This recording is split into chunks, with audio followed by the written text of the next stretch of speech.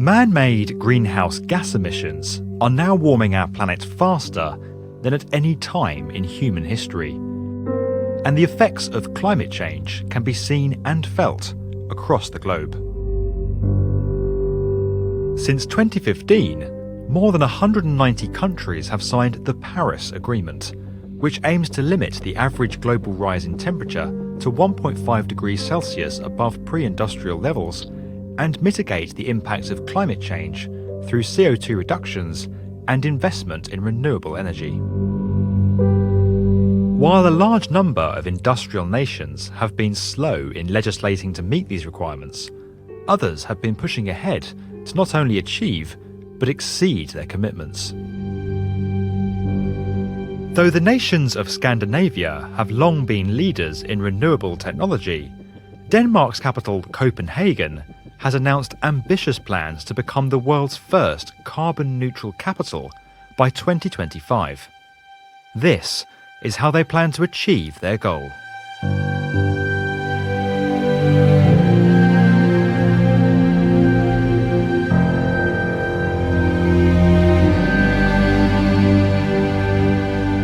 According to the United Nations, our cities are now home to more than 50% of the global population, consume more than 2/3 of all energy produced, and are responsible for more than 3/4 of CO2 emissions. As such, cities are now a major focus in the battle to curb climate change. While Copenhagen is far from being the largest polluter on the world stage, the city's authorities want it to become a benchmark for others to follow. Having already reduced its CO2 output by 40% since 2005, largely due to a switch from coal to wind power by the city-owned utility supplier, Copenhagen is now targeting 4 key areas in its quest for carbon neutrality.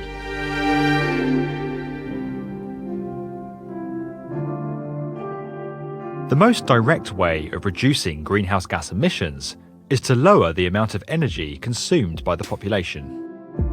While new construction projects are steadily providing more energy-efficient building stock, Copenhagen is also retrofitting its social housing and providing incentives for private owners and businesses to follow suit. The city's authorities are working with the Department of Danish Social Housing and local energy providers to retrofit LED lighting, energy-saving devices, digital tools like intelligent thermostats, and to make heating systems more efficient, all while ensuring that roofs and facades are improved to reduce energy consumption. A significant advantage that Copenhagen has with retrofitting these older buildings is that, for the past century, the vast majority of homes have relied on district heating systems, where heat is produced and supplied to an entire neighbourhood or area from a single plant, rather than individual households. This makes it easier for the city to switch entire districts from a fossil fuel heating source to one powered by renewables, without the need to replace countless gas and oil boilers.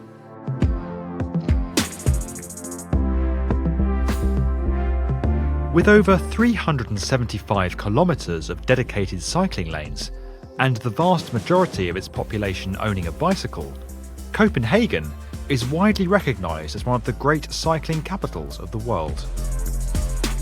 Despite cycling now accounting for around 29% of all journeys in the city, some 33% of journeys are still undertaken by car, making it the leading method of mobility. To further encourage bicycles, the city is expanding its cycling network with new routes, cycling corridors, and regional supercycle highways, while prioritising bicycle parking facilities at transportation hubs and in commercial areas. Public transport will also play a significant role in reducing the share of car journeys in the city, with the City Circle line of the Copenhagen Metro opening in mid-2019 and the Harbour line completing by 2024. These 2 new lines will significantly boost the capacity of the network by 2025, with peak services running just 100 seconds apart, making public transport much more appealing. The city's bus fleet is also undergoing an upgrade, with the current crop of diesel-fueled vehicles being replaced by electric and hydrogen-powered models by 2020, a move that is set to cut 16,000 tonnes of carbon emissions. While the use of cars is not being completely eradicated, authorities are aiming to reduce the total number of trips made by car to less than 25% by 2025, with the majority of journeys being undertaken as car shares and with vehicles running on alternative fuels. At a national level, the Danish government is phasing out the sale of petrol and diesel cars by 2030, while offering incentives such as fee-free registration to those buying electric vehicles from 2019.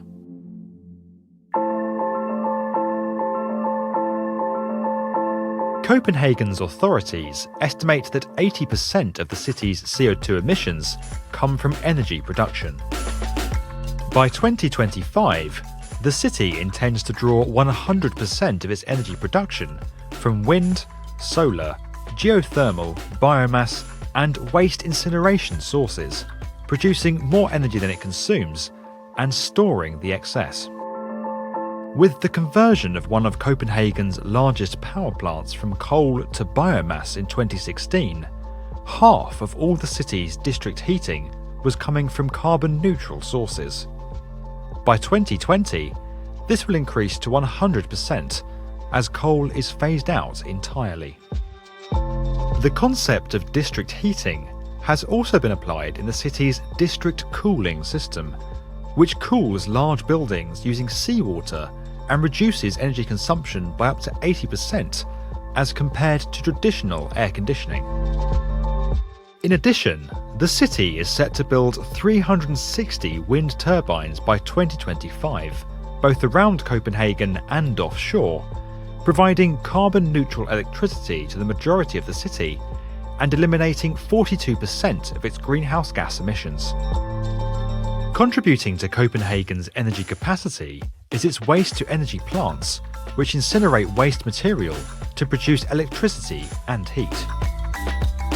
While Denmark currently imports waste from Germany and the United Kingdom for incineration in regional waste-to-energy plants, Copenhagen has a political agreement with its Waste Resource Centre not to import waste for incineration.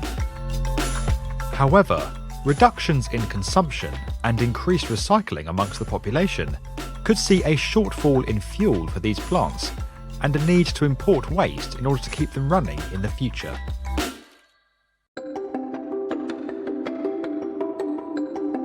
Copenhagen's administrative body, the City of Copenhagen, is seeking to lead by example, overhauling the majority of its assets and streamlining bureaucratic processes for new buildings. All municipal buildings are being retrofitted with energy-efficient systems and over 60,000 square meters of new photovoltaic panels in order to reduce their energy consumption by 40%. In addition, more than 20,000 streetlight bulbs are being replaced with LEDs to halve energy consumption.